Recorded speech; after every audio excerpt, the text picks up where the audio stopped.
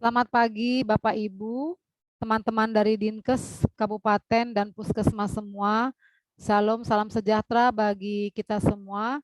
Sebelumnya saya memohon maaf karena siogianya saya bersama dengan Bapak Ibu, teman-teman semua di acara orientasi pelayanan terpadu malaria dengan kesehatan maternal pada hari ini. Namun karena sesuatu hal dan keterbatasan waktu, sehingga penyampaian materi pusat terkait kebijakan program terpadu malaria dengan kesehatan maternal dan neonatal serta materi layanan kesehatan maternal neonatal dalam integrasi dengan lintas program disampaikan lewat rekaman ini. Semoga tidak mengurangi semangat kita bersama di sini dalam melakukan upaya pengendalian malaria terintegrasi dengan pelayanan kesehatan ibu di tempat kerja kita masing-masing. Baiklah Bapak Ibu, teman-teman semua, saya akan mulai paparan yang pertama yaitu terkait dengan kebijakan program terpadu malaria dengan kesehatan maternal. Sebentar saya akan membagi bahan paparan.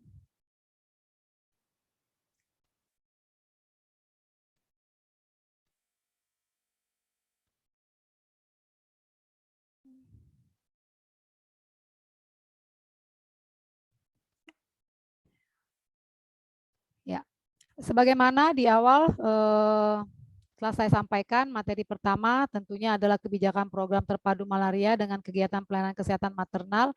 Sebelumnya saya akan memperkenalkan diri, saya Dr. Minerva Theodora, MKM, bertugas di substansi malaria sebagai epidemiolog kesehatan ahli madya di Direktorat P2PT di Jen P2P.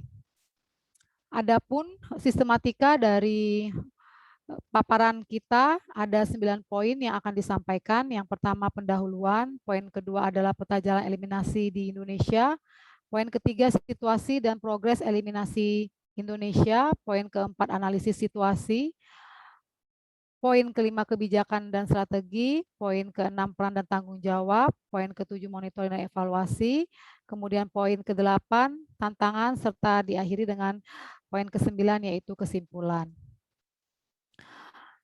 Yang pertama pendahuluan, Bapak Ibu, teman-teman sekalian, bersama-sama kita tahu bahwa malaria ini merupakan salah satu penyakit menular yang disebabkan oleh parasit atau yang dikenal dengan Plasmodium, di mana parasit ini hidup dan berkembang biak di dalam darah manusia, mengganggu bentuk normal dari sel darah merah, sehingga pada akhirnya orang yang sakit malaria ini nantinya akan beresiko terjadinya anemia atau kurang darah atau penurunan dari kadar hemoglobin. Kenapa? Karena tadi bentuk sel darah merah yang tadinya bulat sempurna untuk membawa sari-sari makanan karena diserang oleh parasit malaria sehingga bentuknya tidak lagi sempurna. Jadi bentuknya ada yang petak, ada yang compang-camping sehingga nutrisi yang ada di dalam sel darah merah itu menjadi terganggu untuk dibawa ke seluruh tubuh, baik pada orang yang biasa maupun pada wanita yang hamil, sehingga tentunya kalau hal ini terjadi lama berdampak pada tentunya orang tersebut akan menjadi turun daya tahan tubuhnya. Sedangkan pada ibu hamil tentunya dia akan menyebabkan anemia, HB-nya turun, akibatnya nanti nutrisi ke janinnya itu akan menjadi terhambat apabila ibu tersebut pada saat hamil kena malaria. Nah, Bapak Ibu teman-teman sekalian, malaria ini walaupun dia disebabkan oleh parasit, dia membutuhkan nyamuk sebagai vektor yang dapat menularkan ke manusia lainnya. Nah, vektor malaria ini kita tahu bersama-sama dikenal dengan Aedes species ya. Nah, dengan demikian malaria ini sebenarnya menjadi ancaman bagi semua orang atau bagi masyarakat di suatu wilayah. Nah, ibu hamil, bayi dan balita ini merupakan kelompok beresiko tinggi apabila terkena malaria.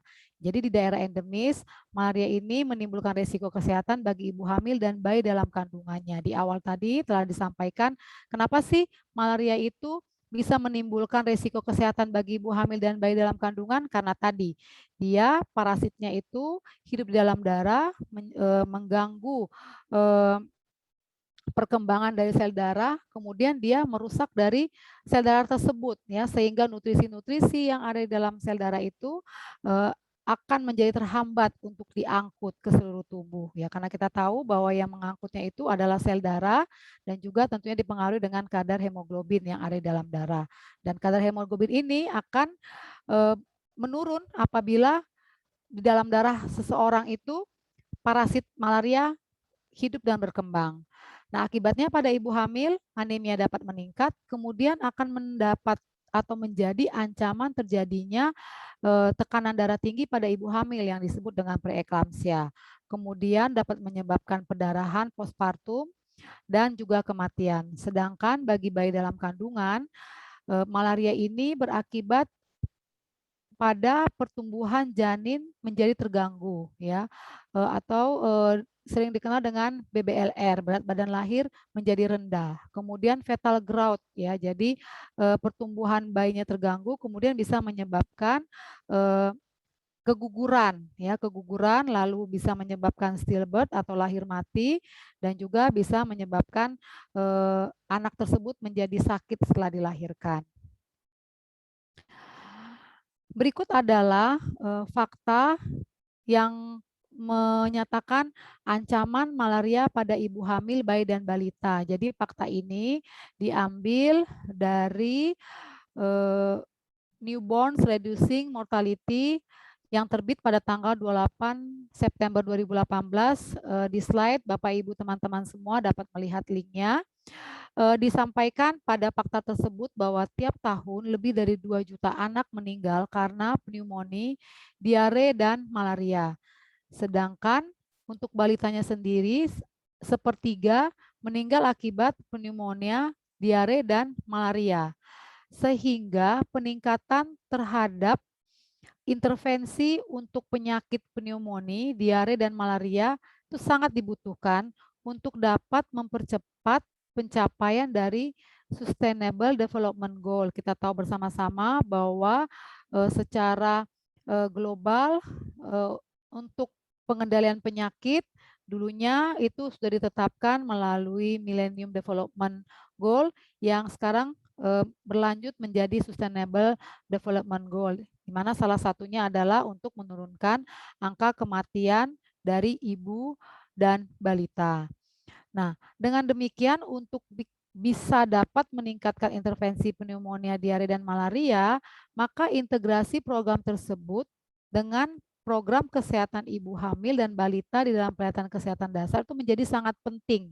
Ya, jadi tadi disampaikan di awal bahwa malaria itu pada kelompok beresiko seperti ibu hamil dan balita itu menjadi ancaman, sehingga diperlukan integrasi program malaria dengan pelayanan program kesehatan ibu hamil, ya. Biasanya di pelayanan kesehatan ibu hamil ada beberapa program-program yang dilakukan untuk bisa memantau perkembangan kesehatan ibu saat hamil beserta dengan bayi yang dikandung sampai nanti ibu tepat waktu untuk bersalin, ya, melahirkan bayinya. Dengan demikian dicanangkanlah suatu strategi peningkatan penemuan kasus malaria, khususnya di daerah endemis tinggi. Kenapa harus di daerah endemis tinggi? Karena tadi di awal disampaikan bahwa di daerah endemis tinggi, malaria ini merupakan ancaman sekali bagi kelompok berisiko tadi. Sehingga tentunya ada dibuat suatu strategi khusus, ya, kita nggak bisa menyamakan semua strategi suatu upaya pengendalian penyakit di semua wilayah atau kabupaten. Tentunya kita harus bisa memilah-milah, ya, jadi nggak akan sama strategi pengendalian suatu penyakit di daerah yang merupakan endemis terhadap suatu penyakit dengan di daerah yang memang tidak merupakan daerah yang endemis terhadap penyakit tersebut. Misalnya kalau untuk malaria, tidak akan mungkin sama strategi atau upaya pengendalian penyakit malaria dilakukan di Provinsi DKI dengan yang ada di provinsi misalnya di Nusa Tenggara. Tentunya akan ada perbedaan karena berbeda dalam hal permasalahannya dan juga tentunya berbeda dalam hal yang bisa dilakukan dalam hal pendekatan upaya pelayanannya. Nah, untuk peningkatan penemuan kasus malaria di daerah endemis tinggi, strategi-strategi yang dilakukan adalah yang pertama tentunya screening malaria pada ibu hamil melalui kunjungan K1 ibu hamil. Jadi Bapak Ibu teman-teman sekalian yang memang sudah lama menjadi penanggung jawab program malaria maupun menjadi penanggung jawab program kesehatan ibu dan anak di Dinkes maupun di Puskesmas tentunya sudah pernah mendengar kata-kata ini ada screening malaria atau ada kegiatan integrasi malaria dengan ibu hamil. Ya, jadi ini pada materi ini nanti ini kita akan disegarkan kembali terkait program tersebut, kemudian di-updating atau diperbaharui kembali kebijakan terkait dengan strategi terpadu ini ya.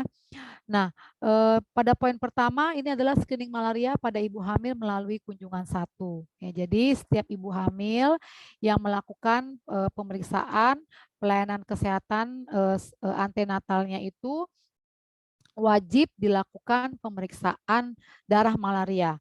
Ya, jadi meskipun ibu tersebut tidak menunjukkan gejala sakit, ya harus tetap dilakukan pemeriksaan darah malaria apabila dia datang ke fasilitas pelayanan kesehatan atau datang ke tenaga kesehatan atau bidan ya untuk memeriksakan kandungannya. Nah, jadi haruslah segera diambil darahnya untuk diperiksa darah malaria. Pemeriksaan ini bisa dilakukan secara mikroskopis ataupun dengan uji reaksi cepat ya.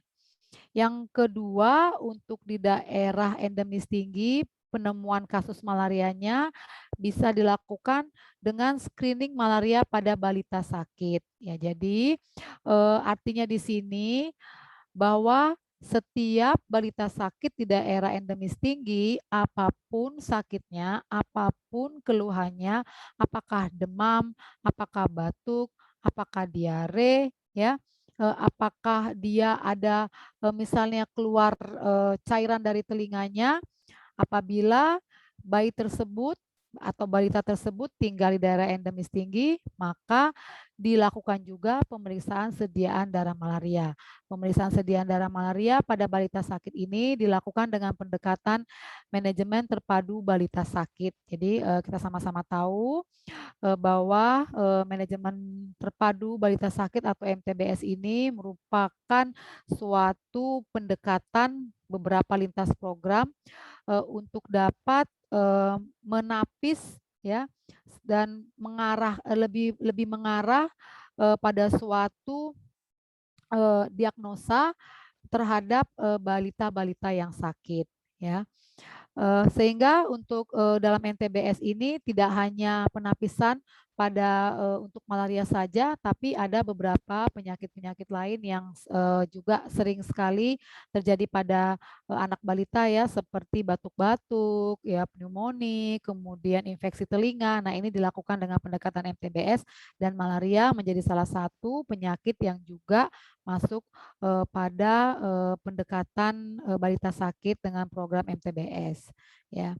Kemudian strategi lainnya adalah melakukan penemuan kasus malaria dengan kunjungan rumah oleh kader. Jadi di daerah-daerah endemis tinggi dan di daerah Bapak Ibu wilayah kerja Bapak Ibu dan teman-teman sekalian, ini nantinya ada kader ya menjadi mitra bagi Bapak Ibu sekalian, di mana kader ini berasal dari masyarakat sekitar yang menjadi perpanjangan tangan, menjadi mitra dari teman-teman semua di Puskesmas dan juga dinas untuk dapat menemukan kasus malaria.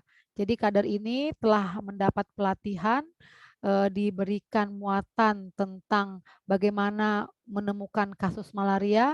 Nah, si kader ini nanti akan melakukan kunjungan ke rumah-rumah, kemudian akan diharapkan dapat menemukan kasus-kasus malaria atau masyarakat yang punya keluhan, sehingga nanti si kader ini yang sudah terlatih ini tentunya akan mendorong atau mengedukasi masyarakat supaya mau ya diperiksa atau memeriksakan dirinya ke Vaskes ya, khususnya terkait dengan pemeriksaan malaria. Kemudian strategi lainnya adalah kontak survei serumah pada kasus positif malaria, artinya bahwa untuk masyarakat yang positif malaria akan dilakukan pemeriksaan darah malaria atau yang disebut dengan kontak survei bagi orang-orang yang tinggal serumah dengan orang yang sakit tersebut ya. Jadi kalau ada satu kasus positif yang ditemukan di puskesmas, nanti tentunya teman-teman puskesmas akan turun ke rumah orang yang sakit tersebut, kemudian melakukan kontak survei yaitu dengan mengambil sediaan darah orang yang tinggal serumah dengan orang yang sakit tersebut. Termasuk juga mengambil sediaan darah terhadap orang yang tinggal di sekitar rumah orang yang sakit tersebut. Kemudian strategi lainnya adalah melakukan kegiatan MBS atau mass blood survey, yaitu pemeriksaan darah massal malaria di daerah yang belum tersedia kader malaria. Jadi di daerah-daerah endemis tinggi yang nggak punya kader, nah strategi penemuan yang dilakukan oleh teman-teman di puskesmas tentunya adalah penemuan atau pemeriksaan darah massal ya. Jadi masyarakat di suatu desa itu dilakukan pemeriksaan sediaan darah secara massal. Artinya meskipun tidak bergejala, itu seluruh masyarakat yang ada tinggal di wilayah tersebut atau di desa tersebut diambil sediaan darahnya, kemudian diperiksa darah malaria, karena pada umumnya mereka-mereka yang tinggal di daerah endemis tinggi malaria kadang-kadang suka sekali itu malarianya itu tanpa gejala ya. Jadi diharapkan dengan melakukan penemuan darah massal ini kita bisa dapat menemukan kasus-kasus malaria di tengah-tengah masyarakat yang tidak menunjukkan gejala malaria. Ya, biasanya kalau orang nggak punya gejala, dia nggak akan datang ke tenaga kesehatan, dia nggak akan datang ke Vaskes untuk memeriksa kesehatan ya. Jadi sehingga dia ini menjadi punya peluang menularkan sakit malaria ke orang yang tinggal di sekitarnya. Apalagi apabila memang di daerah tempat dia tinggal itu merupakan daerah reseptif, artinya daerah yang banyak ditemukan tempat-tempat perindukan nyamuk potensial. Ya, jadi dia sakit, dia nggak tahu kalau dia sakit, ada nyamuk, nyamuknya perlu darah untuk mematangkan telurnya, untuk memberi makan telurnya. Nah, dia menggigit orang yang sakit tersebut. Setelah dia menggigit orang yang sakit tersebut, dia akan menggigit orang lain di sekitar orang sakit tersebut. Sehingga akibatnya tentu saja orang yang tinggal dekat dengan orang yang tadi yang merasa sehat-sehat tapi ternyata dia sakit, itu akan menjadi tertular malaria.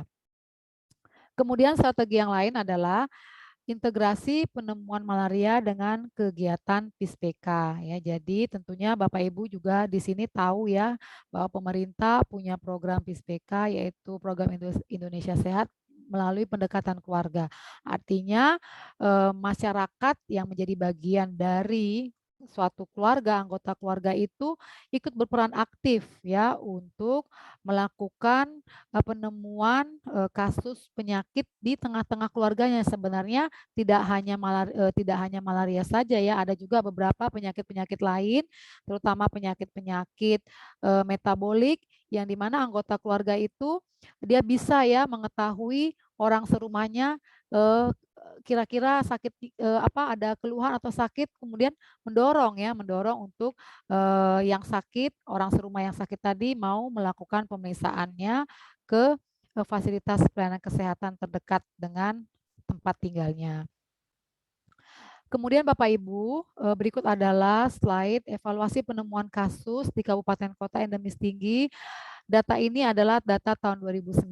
Kenapa ini ditampilkan? Supaya Bapak Ibu teman-teman semua di sini bisa melihat ya, bisa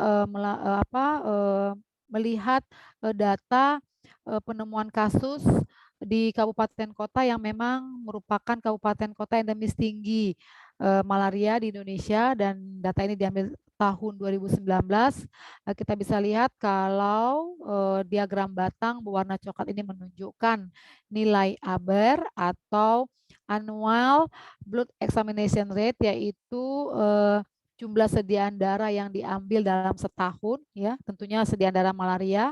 Kemudian grafik batang hijau menunjukkan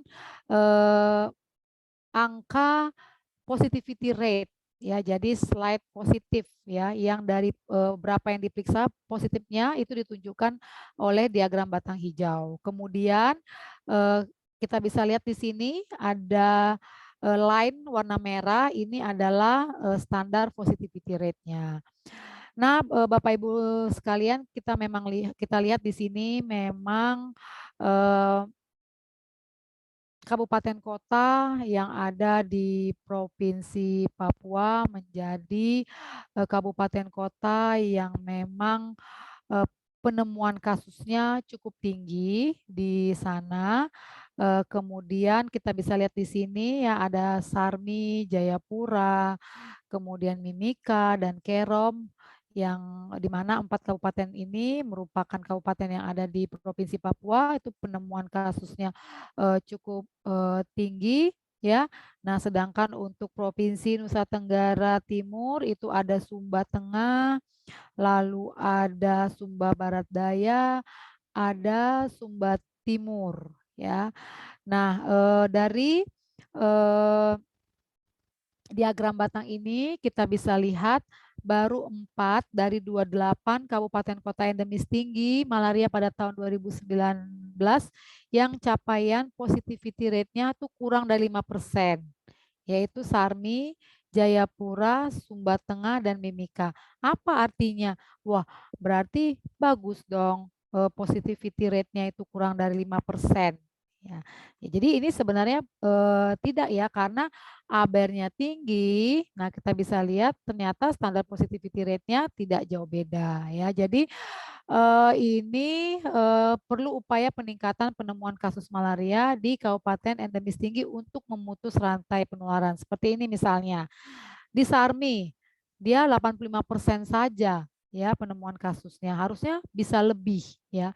Nah, kalau ini misalnya kita di Sumba Tengah, malah lebih rendah, 39,66%, ya. Jadi ini yang positivity rate-nya itu adalah dibandingkan yang positif dengan yang penemuan kasusnya, ya. Lanjut kita slide berikut adalah dengan demikian setelah kita melihat pada slide sebelumnya, tentunya perlu kegiatan integrasi program malaria dengan program kesehatan ibu hamil dan balita. Kita lihat dari slide berikut, ini merupakan diagram pie, ya. Di sini bisa kita melihat bahwa kalau untuk yang lingkaran pie, ya, potongan warna ungu ini adalah kelompok usia 15 sampai 64 tahun, sekitar 58% itu dari usia 15 sampai dengan 64 tahun ini itu terdapat 1.157 kasus malaria pada ibu hamil. Jadi kita tahu yang 15 sampai 64 tahun ini adalah kelompok usia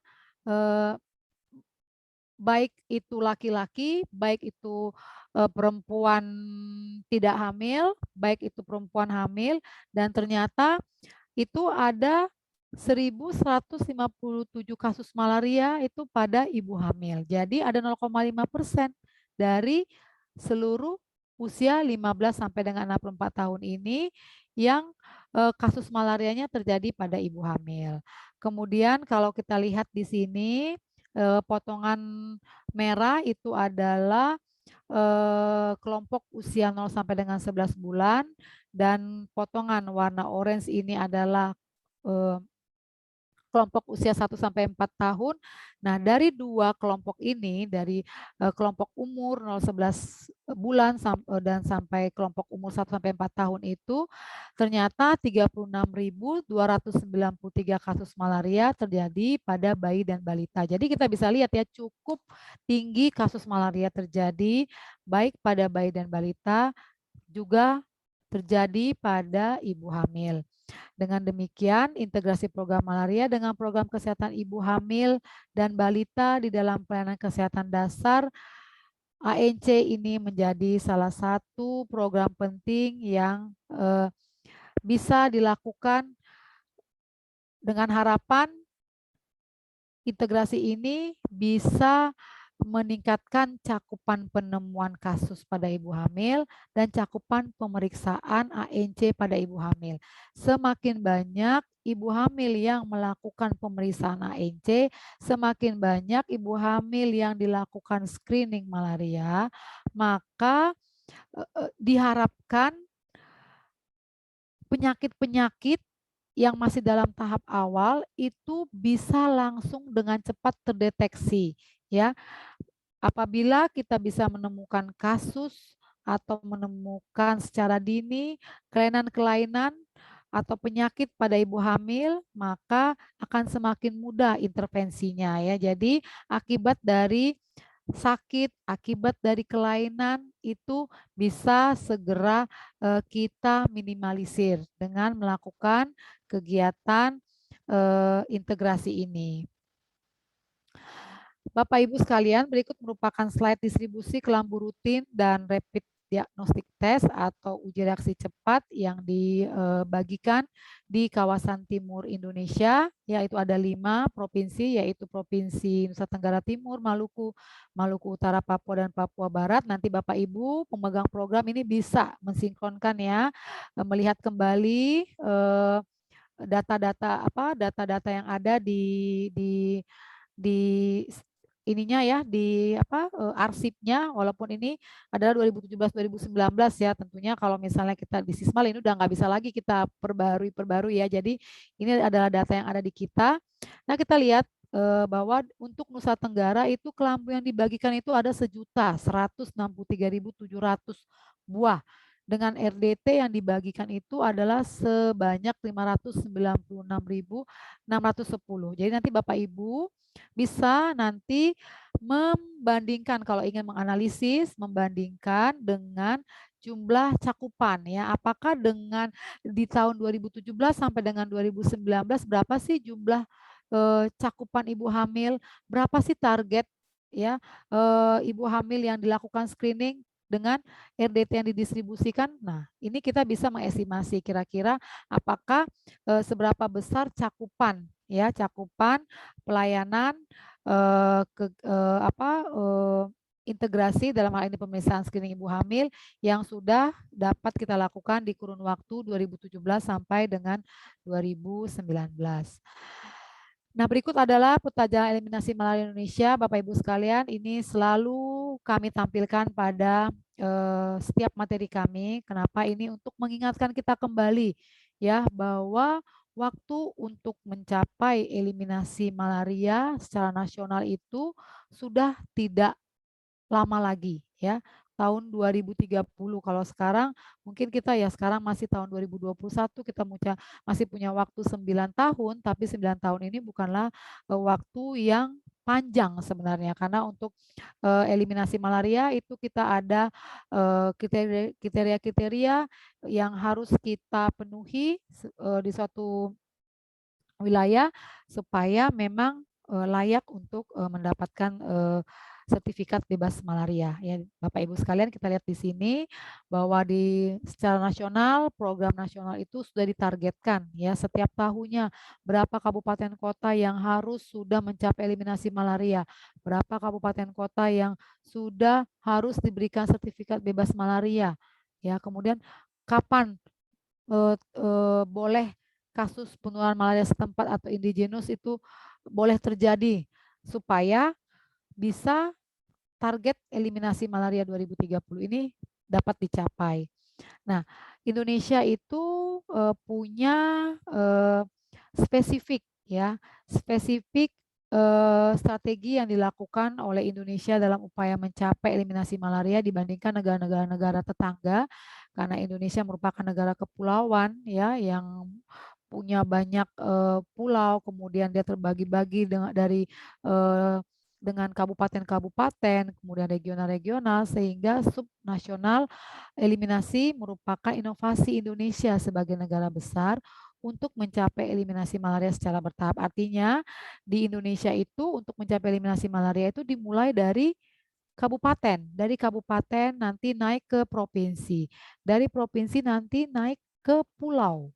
Ya, misalnya seperti di Sumatera, itu ada 10 provinsi. Jadi masing-masing kabupaten yang ada di Provinsi Aceh, yang ada di Provinsi Sumatera Utara, yang ada di Provinsi Lampung, itu masing-masing sudah harus mempersiapkan.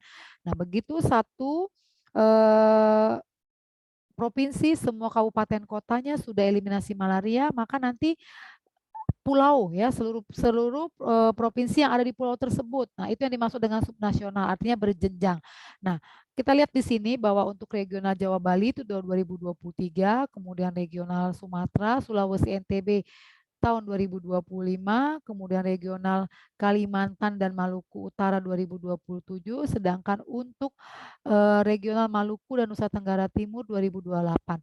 Nah, subnasional eliminasi ini regional Maluku dan NTT 2028 ini nggak akan tercapai kalau salah satu kabupaten baik di NTT maupun di Maluku itu tidak mencapai eliminasi malaria. Nah, jadi tentunya perlu koordinasi ya antar dari eh, provinsi. Ya, jadi kalau Maluku misalnya atau NTT misalnya di tahun 2026 semua kabupaten kotanya sudah eliminasi malaria. Nah, tinggal 2 tahun lagi menuju eliminasi malaria secara regional.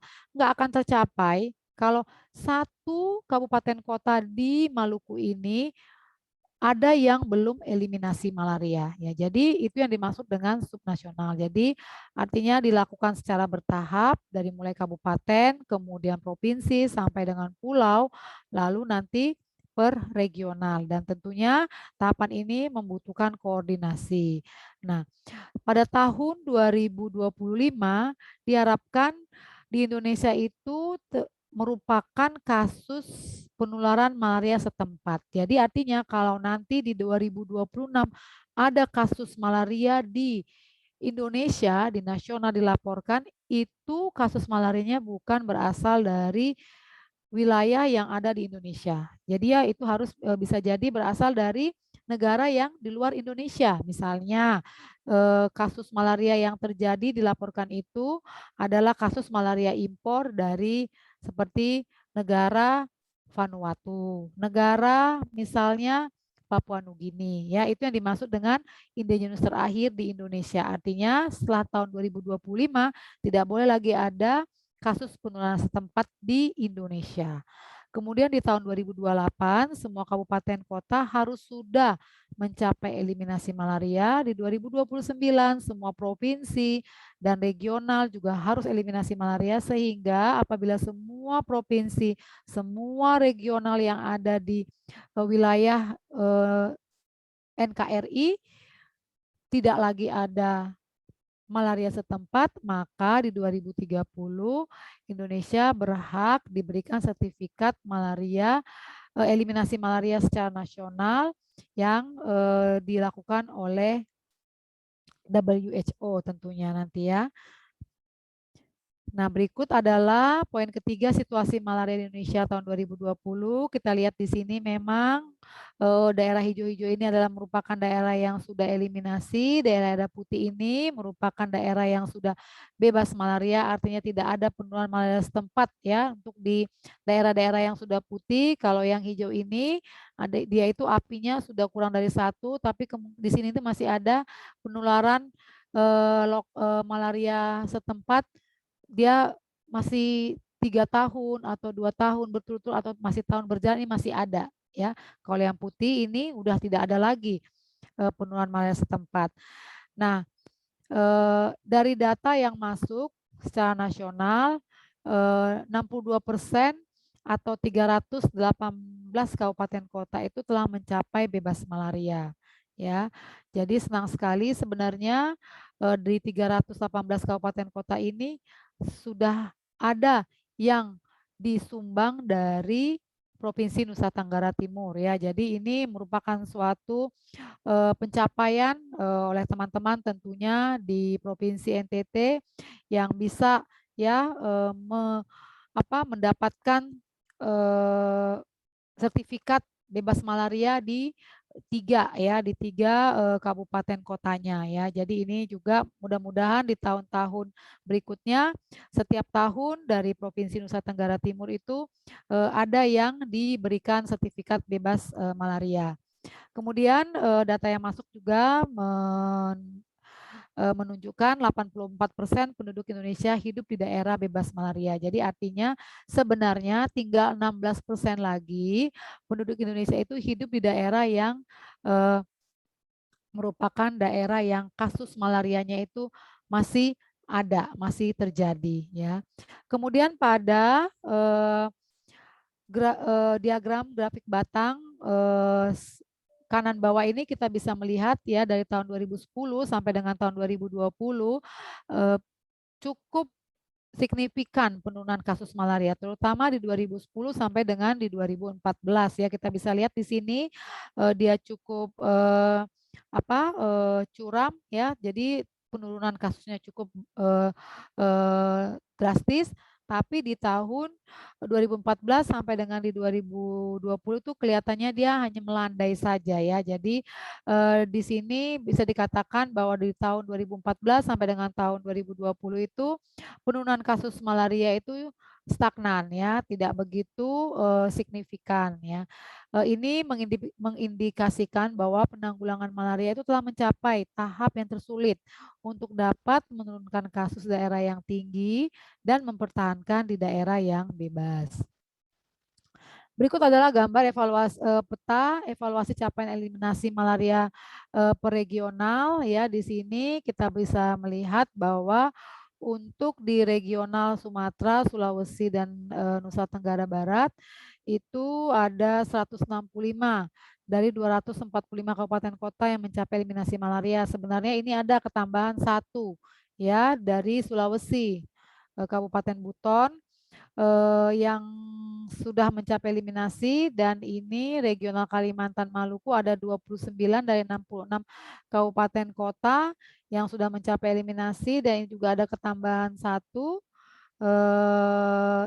dari Maluku Utara yang diberikan sertifikat bebas malaria, sedangkan untuk regional Maluku dan NTT itu dari 33 kabupaten kota ada 3 ya. Jadi 3 kabupaten kota ini berasal dari Provinsi Nusa Tenggara Timur ya. Seperti saya sampaikan tadi, ini pencapaian yang cukup menggembirakan dari teman-teman di Provinsi Nusa Tenggara Timur, karena pada akhirnya bisa memberikan tabungan 3 ya kabupaten kota untuk mencapai eliminasi malaria dari yang sudah ditargetkan kepada program ya. Lanjut, berikut adalah data kasus malaria tahun 2021. Ini data per Agustus 2021. Kita lihat di sini kasus malaria itu masih di atas 100.000 kasus ya. Sampai dengan Agustus 2021 itu ada 146.454 kasus dengan pemeriksaan sediaan darah itu hampir 1 juta ya, 985.365 slide dilakukan pemeriksaan sediaan darah malaria. Dari 985 ini 146-nya adalah positif malaria. Kemudian dari data yang masuk juga kita bisa melihat di sini bahwa 91% kasus berasal dari Provinsi Papua. Sehingga sebenarnya kalau kasus malaria dari Provinsi Papua ini bisa kita turunkan 60% saja, ini akan berdampak pada kasus nasional, API nasional ya, karena memang API yang saat ini didapat itu 90% itu disumbang dari Provinsi Papua. Bagaimana dengan Nusa Tenggara Timur? Kalau kita lihat di sini sebenarnya untuk Nusa Tenggara Timur tidak banyak ya, kasusnya itu ada 3.641 kasus ya pada tahun sampai dengan 2021 ini yang ditemukan di Nusa Tenggara Timur, meskipun sedikit tapi menjadi provinsi kedua yang kasusnya cukup tinggi di Indonesia ya. Kalau kita lihat di sini Papua itu 133 kasus, Nusa Tenggara Timur itu ada 3.641 kasus. Baru setelahnya diikuti oleh Papua Barat ya. Kita berharap sekali nanti posisi Nusa Tenggara Timur yang tadinya nomor 2 di sini itu bisa bergeser ya ke arah kiri. Seperti kita kalau menimbang berat badan kita tuh kan lebih suka timbangan berat badan kita itu dia ke kiri, jangan ke kanan ya. Jadi begitu juga dengan kasus malaria. Kalau bisa kita itu posisinya itu agak-agak ke kiri ya, Bapak Ibu teman-teman sekalian. Lanjut, kita berikut adalah tren kasus malaria dalam kehamilan. Ini merupakan data tahun 2011 sampai dengan Agustus 2021. Kita lihat bahwa batang ungu ini adalah positif malaria, sementara batang warna pink ya, pink purple ini menunjukkan angka ibu hamil, sementara lain ini adalah persentase ibu hamil yang positif malaria. Jadi kalau kita lihat memang sebenarnya kasusnya juga malaria pada ibu hamil itu juga sudah menurun dari tahun 2011 sampai dengan tahun 2021, dan di 2019 sampai dengan 2021 juga kecenderungannya adalah stagnan atau posisinya tetap ya. Kita bisa lihat di sini dari tahun 2020 itu ibu hamil yang positif malaria itu 0,5%, artinya dari 254.050 kasus positif malaria di tahun 2020, 1.160-nya adalah malaria pada ibu hamil. Jadi ada 0,5%. Di tahun 2021 pun 0,5% kasus malaria itu terjadi pada ibu hamil ya. Jadi sampai bulan Agustus ibu hamil dengan malaria itu ada 739 kasus ya, dari Januari, Februari sampai dengan Agustus tahun 2021 ini ada 700. Jadi kalau kita bagi 739 kasus dibagi 8 ya, Agustus itu 8 bulan, jadi rata-rata setiap bulan itu 90 kasus malaria terjadi pada ibu hamil. Ya cukup banyak sebenarnya ya. Kemudian berikut adalah program terpadu malaria dalam kehamilan di kawasan timur Indonesia. Jadi Bapak Ibu sekalian, memang khusus untuk program terpadu malaria dalam kehamilan atau integrasi program malaria dengan pelayanan kesehatan ibu hamil atau maternal, itu kita strateginya hanya untuk di daerah endemis tinggi malaria. Daerah endemis tinggi malaria itu di Indonesia adalah dipunyai oleh provinsi yang ada di timur Indonesia ya. Papua, Papua Barat, Nusa Tenggara Timur. Tadinya sih Maluku Utara masuk, tapi saat ini kasusnya sudah cukup rendah ya, sehingga API mereka tidak lagi tinggi. Akibatnya mereka tidak lagi masuk ke dalam daerah yang endemis tinggi malaria. Justru salah satu provinsi di Pulau Kalimantan ini cukup tinggi kasus malarianya, sehingga masuk dalam kategori wilayah endemis tinggi malaria, yaitu Kalimantan Timur. Bapak Ibu sekalian, kita lihat di sini bahwa untuk 4 provinsi yang ditunjukkan oleh slide ini, target ibu hamilnya di tahun 2019 ini saya menampilkan data di 2019 supaya kita punya gambaran, karena biasanya itu tidak akan beda terlalu jauh ya dari tahun ke tahun. Kita lihat di sini di tahun 2019 target ibu hamil itu ada 93.440. Namun dari 93.440 target ibu hamil ini yang harusnya ini menjadi target untuk screening malaria hanya 27.894 ibu hamil yang dilakukan pemeriksaan darah malaria. Jadi nggak sampai 50% dari target ibu hamil itu dilakukan pemeriksaan atau screening malarianya, ya. Jadi kita lihat di sini hanya 30% capaian screening malaria pada ibu hamil. Ya, padahal harusnya kalau kita bisa mencapai lebih dari 90%, ini kita bisa berharap bahwa kasus-kasus malaria tadi yang sebelumnya yaitu 739 kasus di tahun 2021 ini itu adalah runtutan dari bahwa penemuan kasus malaria melalui screening malaria pada ibu hamil itu tidak, targetnya itu cukup rendah gitu capaiannya, ya, sehingga ibu hamil tadi nggak cepat-cepat ditemukan, ya, kita nggak bisa menemukan kasus malaria dengan cepat pada ibu hamil, ya, sehingga ibu hamilnya sakit dulu, udah sakit malaria dulu, lama dulu, baru kita temukan, sehingga dia bisa saja menularkan ke masyarakat sekitarnya, ya. Kita bisa lihat di sini hanya 30% capaian screening malaria pada ibu hamil di tahun 2019. Bagaimana di tahun 2020? Ternyata itu malah turun 1%. Kita bisa lihat, ya. Kalau tadi ini di sini kita lihat, kita lihat di sini untuk Nusa Tenggara Timur tahun 2019 tadinya capaian screening malarianya itu hanya 15%, di tahun 2020 malah turun hampir 50%. 7% saja ibu hamil itu dilakukan pemeriksaan darah malaria. Ya, jadi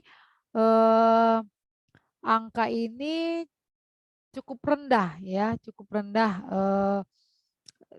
Harusnya malah meningkat sebenarnya, karena kan RDT yang dibagi juga sebenarnya itu juga meningkat yang didistribusikan dari pusat. Yang tentunya RDT ini dibagi berdasarkan usulan dari teman-teman, ya, setelah menghitung kebutuhan berapa cakupan ibu hamil, ya, ditambah dengan untuk kebutuhan kegiatan penemuan rutin malaria lainnya, harusnya bisa cukup, ya, karena untuk pemeriksaan screening malaria pada ibu hamil itu tidak hanya dengan RDT, tapi juga bisa dilakukan di dengan mikroskopis apabila ibu hamil tadi datang memeriksakan kehamilannya di puskesmas.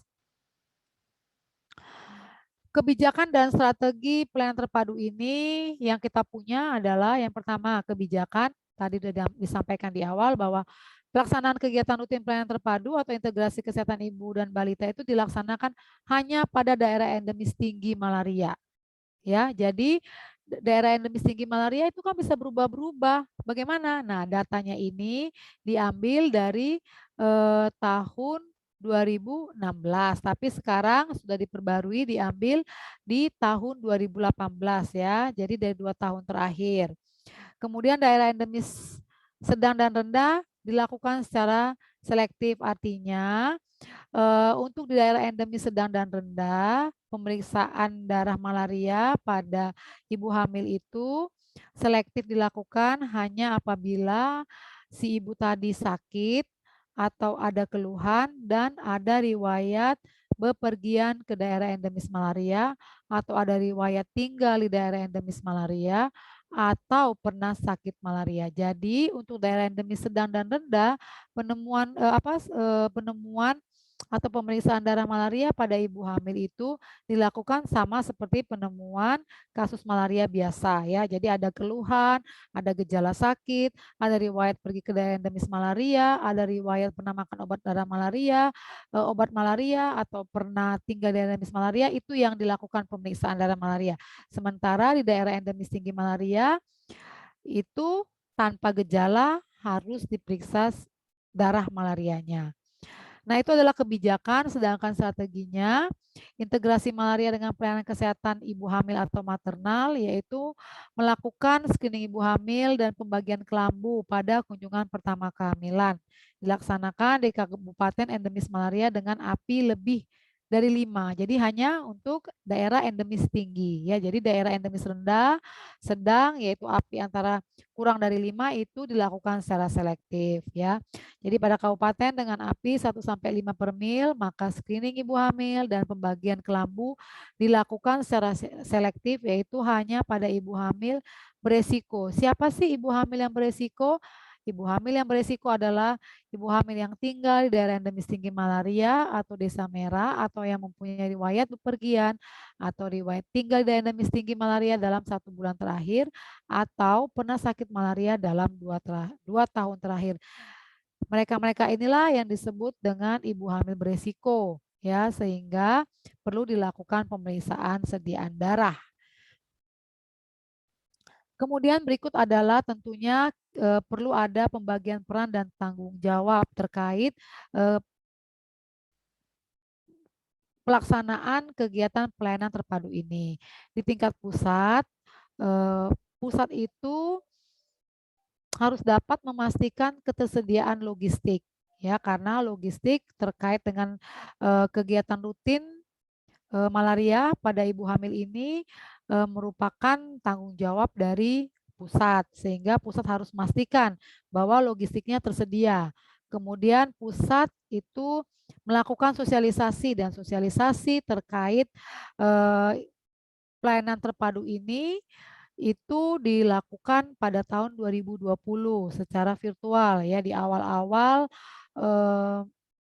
COVID ya, dilaksanakan pada bulan Maret April ya tahun 2020 telah dilakukan sosialisasi terkait dengan integrasi program. Jadi sebenarnya ini ada kenapa perlu dilakukan kembali sosialisasi, karena ada perbedaan. Kalau sebelum tahun 2018 ya, itu semua daerah itu dilakukan pelayanan terpadu ya. Artinya mau endemis tinggi, mau endemis rendah, semua ibu hamil pada saat ANC pertama dilakukan pemeriksaan sediaan darah malaria. Namun setelah di tahun 2018 itu mulai ada pergeseran ya. Jadi di 2019 itu akhirnya diubah pedomannya. Di 2020 kita sosialisasikan kembali secara nasional. Di 2019 kita pernah melakukan sosialisasi, pada waktu itu sosialisasi dilakukan di Jayapura. Perbedaan kebijakan program integrasi sebelum tahun 2018 dengan setelah tahun 2018 adalah pemeriksaan screening ibu hamil itu dilakukan sebelum tahun 2018 dilakukan di semua daerah ya, endemis tinggi maupun endemis rendah. Namun setelah di tahun 2018 integrasi program integrasi terpadu program malaria dengan kesehatan maternal, yaitu melalui screening ibu hamil, dilakukan hanya di daerah endemis tinggi. Jadi kalau di tahun-tahun sebelumnya sampai dengan beberapa ratus kabupaten, kalau untuk di tahun 2019, 2020, 2021 ini dilakukan hanya pada daerah endemis tinggi malaria ya, hanya di 28 kabupaten kota saja. Kemudian melakukan supervisi dan BIMTEK ini menjadi tanggung jawab pusat, lalu memberikan umpan balik analisis kegiatan terpadu ya. Jadi data-data yang masuk ke pusat pada tahun 2019, 2020 itu telah dilakukan analisis dan sudah dikirimkan umpan baliknya kepada Dinkes Kesehatan. Nanti di slide berikut akan ditayangkan umpan balik analisis kegiatan terpadu tahun 2020 yang sudah dikirimkan ke Dinas Kesehatan provinsi. Kemudian di tingkat provinsi tentunya untuk program pengendalian malaria itu memastikan ketersediaan logistik baik obat anti malaria, kelambu dan RDT, kemudian bagaimana stoknya, kemudian buffernya, lalu melakukan sosialisasi tentunya ke teman-teman kabupaten, pencatatan dan pelaporan, salah satunya ya seperti yang dilakukan dengan kegiatan orientasi ini.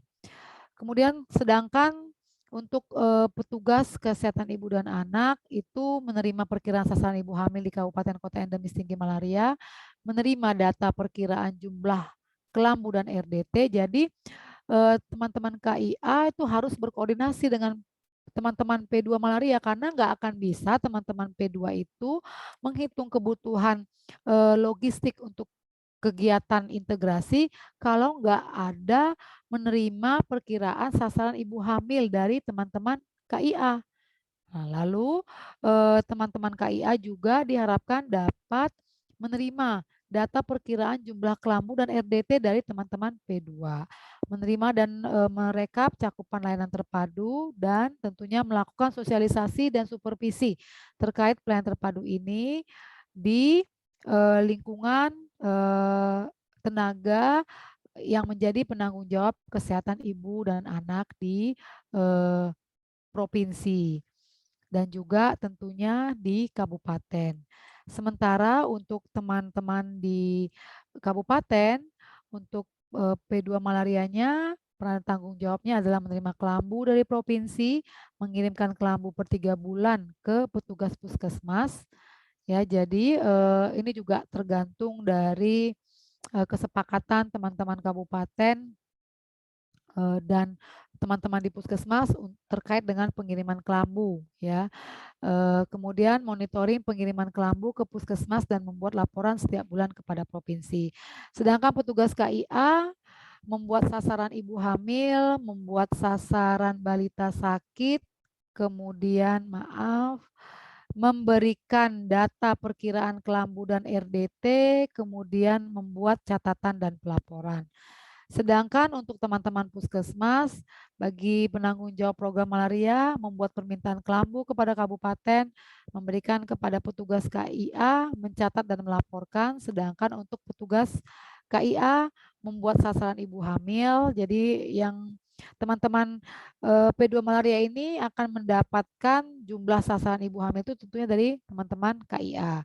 Kemudian berapa sasaran balita sakit, karena tadi di awal bahwa untuk balita sakit juga merupakan salah satu kelompok beresiko, sehingga kegiatan terpadu ini sebenarnya tidak dilakukan saja hanya dengan kesehatan maternal saja, tapi juga dengan balita melalui pendekatan MTBS tadi, pemeriksaan malaria, sehingga harus diketahui berapa sasaran balita sakit, sehingga teman-teman P2 malaria bisa menghitung kebutuhan RDT untuk kegiatan MTBS ya, pemeriksaan malaria melalui pendekatan MTBS. Lalu memberikan pelayanan antenatal termasuk membagi kelambu dan pemeriksaan RDT setiap ibu hamil dan melakukan pemeriksaan balita sakit melalui MTBS. Jadi Bapak Ibu sekalian yang melakukan pemeriksaan ibu hamil atau screening ibu hamil dengan RDT tentunya nanti adalah bidan-bidan yang sudah dilatih untuk melakukan pemeriksaan RDT. Bisa juga nanti bekerja sama tentunya dengan tenaga laboratorium yang ada di puskesmas. Ya, kemudian melakukan pemeriksaan balita sakit melalui MTBS. Kemudian monitoring dan evaluasi terhadap kegiatan pelayanan terpadu ini adalah untuk kegiatan monitoring itu dilakukan secara berjenjang. Tentunya untuk monitoring ini perlu ketersediaan pemetaan endemisitas ya. Setiap kabupaten itu harusnya setiap provinsi punya ya data endemisitas di wilayahnya. Kemudian berapa sasaran ibu hamil di daerah endemis tadi, berapa sasaran balita. Kemudian memantau ketersediaan logistik dan bagaimana pendistribusiannya. Lalu melakukan pemantauan terhadap pelaksanaan pelayanan terpadu malaria baik ANC maupun dengan kesehatan balita dalam hal ini melalui pendekatan MTBS. Lalu pemantauan ini berfungsi untuk dapat mengidentifikasi permasalahan-permasalahan terkait dengan kegiatan pelayanan terpadu ini di lapangan. Misalnya, apa sih permasalahan yang utama nggak bisa berjalan seperti tadi? Kenapa sih bisa hanya 7% saja cakupan pemeriksaan atau screening ibu hamil di Provinsi NTT? Nah, ternyata permasalahannya adalah RDT-nya nggak tersedia. Atau permasalahannya tenaga kesehatannya nggak tahu bahwa kalau ibu hamil pada saat ANC pertama itu harus diperiksa malarianya. Ya, kemudian permasalahan yang ketiga dilakukan screeningnya, tapi tidak dicatat, ya, tidak tercatat sehingga tidak terlaporkan. Jadi temuan-temuan ini hanya bisa ditemukan apabila dilakukan monitoring. Lalu kegiatan evaluasi ini dilakukan untuk menilai hasil capaian kegiatan secara berkala. Nah, tentunya kita perlu melakukan evaluasi dari setiap apa yang kita lakukan sehingga kita bisa melihat ya apa namanya kita bisa melihat kinerja dari eh, teman-teman ya, kita bisa melihat kinerja dari teman-teman, kinerja dari kita sendiri dengan kita melakukan evaluasi. Caranya apa? Yaitu kita menilai hasil capaian dan membandingkan dengan target. Misalnya yang diharapkan target pelaksanaannya itu adalah screening ibu hamil pada 1.000 ibu hamil. Nah, itu jadi targetnya adalah 1.000. Ternyata pencapaiannya adalah hanya 500, berarti 50%. Nah, kenapa bisa 50%? Nah, ini kita melakukan identifikasi permasalahan. Nah, ternyata dari evaluasi kita sudah mendapatkan identifikasi kenapa capaian nggak sampai 100%, maka ini kita lakukan untuk perbaikan periode berikutnya. Kemudian namanya kita bekerja ya, tentunya supaya kita bisa menilai kinerja kita, kita harus membuat indikator karena dengan indikator ini menjadi apa namanya eh, apa sesuatu yang kita bisa nilai, bisa monitoring dan bisa kita evaluasi ya. Nah, apa indikator dari kegiatan pelayanan terpadu malaria dengan kesehatan maternal? Yang pertama tentunya persentase ibu hamil kunjungan pertama yang diperiksa darah malaria. Ya, jadi targetnya itu paling tidak 90%. Lalu persentase ibu hamil yang memperoleh kelambu anti nyamuk itu juga kita harap 90% ya. Kemudian persentase ibu hamil kenapa nggak dibuat 100% saja? 100% itu sebenarnya itu adalah yang ingin kita capai. Nah, dikatakan di sini 90% berarti minimal minimal yang harus kita capai. Jadi ibu hamil kunjungan pertama yang diperiksa darah malaria itu minimal 90%-nya itu kita periksa darah malaria. Kemudian ibu hamil yang diberikan kelambu anti nyamuk itu 90%. Baru persentase ibu hamil positif malaria yang diobati obat anti malaria sesuai pedoman tata laksana malaria pun 90%. Paling sedikit itu harus sudah ibu hamil yang positif kita berikan pengobatan malaria.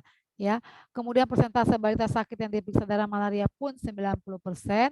Demikian juga persentase balita positif malaria yang diobati obat anti malaria sesuai pedoman tata laksana malaria 90%. Jadi sebenarnya ada 5 indikator dari kegiatan pelayanan terpadu malaria dengan kesehatan maternal dan juga kesehatan balita yang kita lakukan di lapangan. Kemudian berikut adalah target kelambu rutin ibu hamil tahun 2021. Bapak Ibu bisa melihat sendiri untuk wilayahnya ya. Di sini ada sasaran ibu hamil, kemudian alokasi pengiriman rutinnya. Ya, pembagian kelambu rutin tahun 2021 dilaksanakan di Kabupaten Kota Endemis Tinggi tahun 2018 ya. Jadi Kabupaten Kota Endemis Tingginya ini adalah berdasarkan data tahun 2018. Ya, jadi provinsi diharapkan dapat memastikan kelambu dibagikan dan dilaporkan di Sismal. Kemudian tantangan. Pastinya dalam setiap kegiatan pengendalian penyakit ya apapun penyakit yang menjadi program di wilayah kita, tentunya pasti ada tantangan yang dihadapin ya. Berikut adalah tantangan yang umumnya ditemukan ya atau dihadapi oleh teman-teman di lapangan. Yang pertama tentunya kurangnya koordinasi antara pengelola program malaria dengan program kesehatan ibu anak. Ya, jadi kadang-kadang walaupun satu kantor nggak ketemu. Kemudian koordinasi juga agak kurang ya, bisa karena kesibukan sendiri ya. Jadi ini tentunya menjadi tantangan ya, karena dengan kurangnya koordinasi tentunya akan mempengaruhi perhitungan target ibu hamil. Nah, kalau misalnya target ibu hamil nggak dapat sesuai, nah logistiknya nanti akan berpengaruh gitu. Kalau target ibu hamil yang sebenarnya adalah 100, tapi ini nggak apa namanya nggak dihitung dengan baik gitu ya, bisa jadi nanti logistiknya tidak tersedia sampai dengan 100. Kemudian tantangan yang kedua adalah pencatatan dan pelaporan ya. Sulitnya didapatkan data pelaksanaan kegiatan di lapangan. Tadi sudah disampaikan juga, dilaksanakan tapi nggak dicatat dan tidak dilaporkan ya, sehingga kita nggak bisa dapatkan data pelaksanaan kegiatannya. Sayang sekali kita melaksanakan kegiatan tapi nggak tercatat dan terlaporkan dengan baik. Kemudian tantangan lainnya adalah semakin bertambahnya daerah kabupaten kota yang sudah mencapai eliminasi malaria. Ya, jadi perubahan tingkat endemisitas cukup cepat sehingga beban malaria itu berubah sehingga harus ada penyesuaian strategi. Tadi salah satunya tadi yang tadinya kita melaksanakan eh, program integrasi untuk semua wilayah, sekarang karena sudah makin banyak yang eliminasi, kita berubah hanya untuk yang daerah endemis tinggi. Ya, itu yang dimaksud dengan perlu ada penyesuaian strategi. Kemudian penanggung jawab kegiatan berganti ya, tadinya yang menjadi penanggung jawab kegiatan P2 malaria Bapak A ya, kemudian yang menjadi penanggung jawab kegiatan KIA Ibu C gitu. Tapi ada pergantian ya, yang Bapak A dipindah, Ibu C dipindah tanggung jawabnya sehingga ada dapat yang baru. Nah, apa namanya perpindahan informasi dari PJ lama ke PJ baru itu enggak semua. Nah, akibatnya nanti pelaksanaan programnya pun juga akan menjadi terhambat. Ya, kemudian belum adanya evaluasi terhadap dampak langsung berupa penurunan kematian ibu balita maupun kasus malaria setelah program integrasi. Ya, misalnya kata mudahnya gini, integrasi dilakukan udah dari tahun berapa? Dari tahun 2010 udah dilakukan. Apa sih dampaknya apa terhadap penurunan kematian ibu balita, ada nggak sih? Nah, ini belum ada evaluasi ya. Jadi kalau misalnya ada evaluasi, oh ya setelah kurun waktu 10 tahun berjalan program program apa terpadu ini ternyata dampaknya terhadap penurunan kematian ibu balita itu adalah sekian persen gitu ya. Jadi kalau misalnya udah ada evaluasi, oh ternyata berdampak. Nah, ini kan menjadi apa namanya mendorong ya, menjadi bahan untuk kita itu, oh ternyata memang program ini bisa memberikan dampak, tapi bagaimana kita bisa melakukan evaluasi? Data-data pelaksanaan kegiatannya pun tuh sulit kita dapatkan. Jadi kedepannya harapannya eh, tantangan-tantangan ini tidak lagi kita jumpa ya, sehingga eh, apa yang menjadi tantangan di tahun-tahun sebelumnya ini kita udah bisa identifikasi dan untuk perbaikan pada pelaksanaan program ini di eh, tahun-tahun atau di masa-masa yang akan datang ya. Jadi dengan demikian kalau tadi kita bisa mengumpulkan data, kita bisa melakukan analisis kegiatan integrasi, kita bisa melakukan evaluasi sehingga kita bisa menilai dampaknya pada baik pada program kesehatan ibu hamil dan balita, demikian juga pada program program malarianya. Nah, berikut adalah umpan balik yang tadi saya katakan ya. Jadi salah satu tugas pusat tentunya adalah memberikan umpan balik terkait dengan program integrasi. Ini surat yang kami kirimkan mungkin terlihat kecil ya, tapi bisa saya berikan summary dari umpan balik capaian program malaria ini yang kami kirimkan pada 31 Agustus tahun 2020. Di sini disampaikan bahwa untuk yang program pelayanan kesehatan balitanya tadi itu capaiannya sangat rendah ya. Jadi diharapkan sebagai salah satu strategi dalam memperkuat program malaria dan KIA akan dilaksanakan orientasi pelayanan terpadu malaria. Jadi kegiatan yang kita lakukan saat ini adalah salah satu strategi dalam memperkuat program malaria dan KIA. Ya, difokuskan pada program dengan kabupaten kota yang tingkat penularan malarianya tinggi atau endemis tinggi. Kesimpulannya dari paparan ini adalah bahwa malaria merupakan salah satu penyakit menular yang menjadi masalah kesehatan masyarakat Indonesia yang berkontribusi terhadap angka kesakitan dan kematian terutama pada kelompok beresiko yaitu ibu hamil dan balita. Kegiatan terpadu pengendalian malaria dengan pelayanan ibu hamil dan balita ini dapat meningkatkan pencapaian pelayanan masing-masing program. Ya, artinya diharapkan dengan kegiatan integrasi ini ibu hamil melakukan pemeriksaan ANC ya, nanti dikasih kelambu sehingga semakin banyak gitu yang datangnya karena datang periksa tangan kosong pulang-pulang dapat kelambu gitu ya. Nah, kemudian sambil dilakukan pemeriksaan sediaan darah. Kemudian kegiatan keterpaduan ini merupakan kegiatan penapisan malaria pada ibu hamil dan pemberian kelambu anti nyamuk.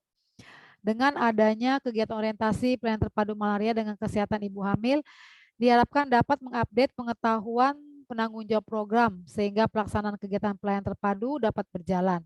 Akibatnya nanti dapat menurunkan kasus malaria dan meningkatkan cakupan pelayanan ibu hamil. Lalu yang terakhir adalah bahwa pelaksanaan layanan dan penanggulangan malaria dapat terus berjalan selama pandemi COVID-19. Tentunya dengan memperhatikan dan mengedepankan aspek keselamatan bagi petugas dan masyarakat dari penularan COVID-19. Berikut adalah kesimpulan dan rencana tindak lanjut pertemuan orientasi tingkat pusat yang dilakukan pada bulan September 2021. Jadi Bapak Ibu, teman-teman sekalian, sebelum kegiatan orientasi yang sekarang dilaksanakan di kabupaten ya, dilaksanakan di provinsi, kita sudah mengadakan pertemuan beberapa kali dengan teman-teman Dinkes provinsi, kemudian pada bulan September kemarin melakukan pertemuan untuk kegiatan orientasi yang diselenggarakan di tingkat provinsi. Nah, berikut adalah kesimpulan dan rencana tindak lanjut dari hasil pertemuan tersebut. Yang pertama adalah bahwa kegiatan pelayanan terpadu malaria dengan pelayanan kesehatan maternal dilaksanakan melalui pemeriksaan malaria atau screening malaria pada ibu hamil pada kontak pertama dengan petugas kesehatan diikuti dengan pembagian kelambu. Yang kedua, data yang diperlukan dalam pelaksanaan kegiatan terpadu adalah sasaran ibu hamil, sedangkan data yang diperlukan dalam pencatatan pelapor adalah jumlah kunjungan K1. Jadi, data-data yang diperlukan itu pertama sasaran ibu hamil. Yang kedua, jumlah kunjungan K1. Yang ketiga, jumlah ibu hamil yang di-screening. Yang keempat, ibu hamil yang positif malaria. Untuk program malaria diperlukan data individu. Kenapa? Karena kalau sudah ada data individu akan mempermudah melakukan penyelidikan epidemiologi. Lalu jumlah ibu hamil yang menerima kelambu. Kemudian pencatatan pelaksanaan kegiatan terpadu di tingkat layanan dilakukan oleh bidan pemberi layanan yaitu pada kartu ibu dan kohort ibu yang diserahkan pada pengelola malaria. Yang keempat adalah pengelola program malaria mengambil data yang dibutuhkan dari register kohort atau kohort ibu hamil berkoordinasi dengan bidan koordinator. Yang kelima, ibu hamil menerima kelambu diisi di kartu ibu dan kohort ibu hamil versi 2020 di kolom 28 sampai dengan kolom 39. Jadi ini teman-teman KIA ini yang tahu ya. Jadi kohort ibu hamil, kartu ibu hamil itu tentunya nanti teman-teman KIA yang akan mengisi ya. Jadi ibu hamil yang menerima kelambu itu diisi di kartu ibu dan kohort ibu hamil itu oleh teman-teman KIA di kolom 28 sampai dengan 39. Kemudian di e-cohort terdapat ruangan untuk input kegiatan pemeriksaan malaria, hasil pemeriksaan pemberian obat, dan pemberian kelambu yang dapat dimanfaatkan. Lalu yang ketujuh, pengkodingan untuk input kegiatan pelayanan terpadu baik dengan MTBS ataupun ANC di Sismal itu perlu disesuaikan. Jadi saat ini penyesuaian input data di Sismal versi 2, jadi tentunya yang terkait dengan substansi malaria ya. Ini nanti akan disesuaikan. Jadi ini merupakan bagian dari tanggung jawab teman-teman di P2 malaria ya. Tentunya nanti setelah di tingkat pusat ada penyesuaian ya terkait dengan input datanya. Lalu yang kedelapan adalah koordinasi antara pengelola program malaria dan kesehatan keluarga di Dinas Kesehatan dilakukan secara rutin. Dapat melalui kegiatan MONEF bersama untuk mendapatkan sinkronisasi pencatatan dan pelaporan. Baru yang kesembilan adalah kebutuhan data pelayanan terpadu yang dibutuhkan oleh masing-masing program dapat dielaborate dari Sismal dan Cohort.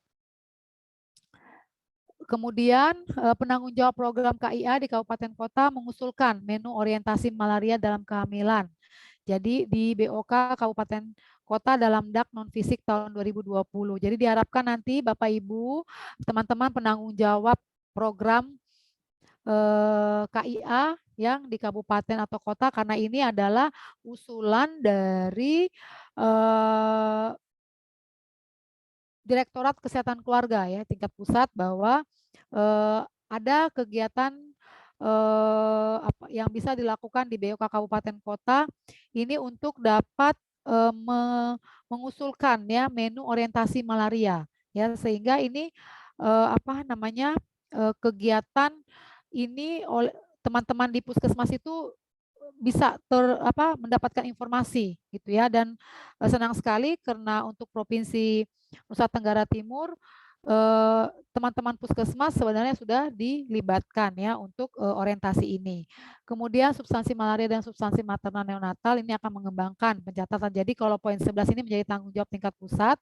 Kemudian jadwal pelaksanaan kegiatan orientasi ini yang sekarang sedang dilaksanakan ya, ini sudah untuk Provinsi NTT tadinya memang dijadwalkan itu adalah November, tapi kelihatannya kita maju ya ini dan dilaksanakan di 4 Kabupaten Pulau Sumba yang saat ini sedang kita lakukan. Kemudian Dinkes Provinsi diharapkan dapat mendorong kabupaten kota mengisi di Sismal data capaian kelambu rutin dan screening ibu hamil. Nah, paling lambat sampai dengan akhir September. Ini sekarang udah mulai bulan Oktober ya. Mudah-mudahan nanti pada pertemuan ini nanti ini bisa dilihat ya, teman-teman dapat melihat teman-teman provinsi apakah di Sismal itu data capaian kelambu rutin dan screening ibu hamil itu sudah terisi. Lalu poin ke-14, kegiatan orientasi yang dilaksanakan di provinsi ini untuk menyepakati target pencapaian pencatatan dan pelaporan untuk dapat dilakukan MONEF 1 bulan pasca kegiatan orientasi. Jadi diharapkan pada saat nanti di diskusi kegiatan orientasi yang kita lakukan pada hari ini itu nanti dapat kesepakatan terkait berapa target, kemudian pencapaian, pencatatan dan pelaporan terkait dengan pelayanan terpadu ini untuk nanti 1 bulan setelah kegiatan orientasi ini, artinya kalau sekarang tanggal 28, berarti tanggal 28 November itu udah bisa dilakukan MONEF ya, kira-kira dari target yang ditetapkan berapa sih pencapaiannya, kemudian bagaimana pencatatan dan pelaporannya, apakah sudah ada kemajuan terkait dengan pencatatan dan pelaporan. Kemudian Dinkes Provinsi memastikan kelambu yang dikirimkan ke kabupaten kota atau sasaran itu sudah didistribusikan ke puskesmas paling lambat itu paling akhir bulan November ya. Jadi akhir November itu sudah harus dikirimkan kelambunya ke kabupaten kota sasaran.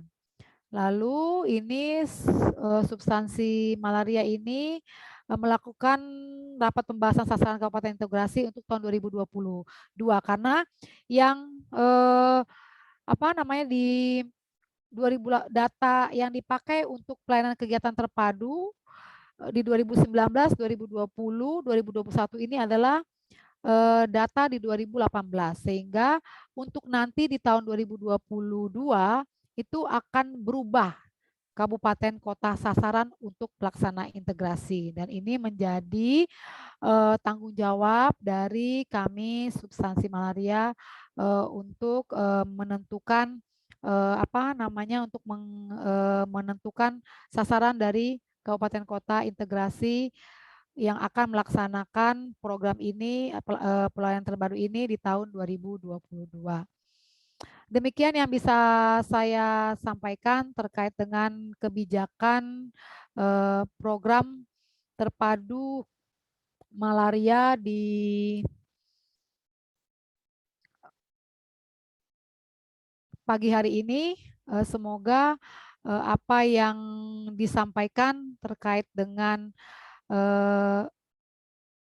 kebijakan dan strategi serta sedikit informasi update tentang perubahan strategi dalam pelayanan terpadu malaria dengan kesehatan maternal ini semoga bisa menjadi pedoman bagi Bapak Ibu teman-teman sekalian dan memberikan informasi tambahan dan juga memberikan sedikit evaluasi ya, gambaran ya bagi kita terkait upaya-upaya yang sudah kita lakukan selama ini terkait dengan kegiatan pelayanan terpadu, apa yang menjadi kekurangan-kekurangan, apa yang menjadi hambatan-hambatan, ini bisa sedikit banyak tergambarkan dari materi yang sudah disampaikan pada pagi hari ini. Terima kasih atas perhatian dari Bapak Ibu teman-teman sekalian. Kami sudahi materi pada sesi untuk kebijakan program terpadu dari malaria ini. Selanjutnya kami kembalikan kepada panitia untuk kelanjutan dari agenda pertemuan pada pagi hari ini.